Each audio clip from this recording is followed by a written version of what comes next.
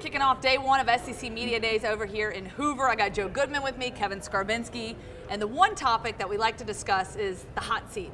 Which coach is going to be on the hot seat? Which coach is not going to be here next year at SEC Media Days? And ironically, no coaches in the SEC got fired last year. Now, Les Miles exited stage left early, but no coaches got fired in December. So I want to know from you guys, who will not be here at SEC Media Days next year, 2018? Well, to begin with, such a mediocre season last year overall in the SEC.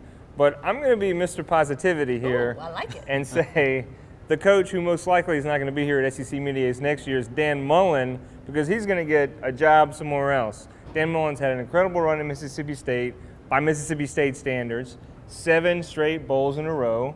He's only 12 wins away from tying Jackie Sherrill for all-time winningest coach at Mississippi State. That's a big deal for the hardest job in the SEC West, which is the hardest division in college football. And Dan Mullen, of course, the only coach except for Nick Saban that's been here for 6 years or more. That's right. Everybody else, 6 years Dan or Mullen less. now has been here in the SEC the second longest, behind Nick Saban now. And Mississippi State is smart enough not to compare Dan Mullen to Nick Saban, because guess what Dan Mullen hasn't done? He hasn't beaten Nick Saban, but then neither have a lot of other guys. So what's your take? What do you have?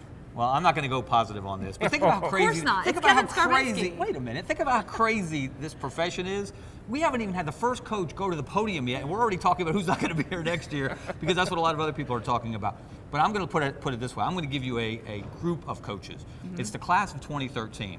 4 coaches came into the league that year: Gus Malzahn, Brett Bielema, Butch Jones, and Mark Stoops. And guess what? After 4 years, only 2 of them have an overall winning record, Gus Malzahn and Butch Jones, and only one of them has a winning SEC record. That's Gus Malzahn, and only one of them has won 10 games in the season, and that was Gus in his first year, which was 4 years ago.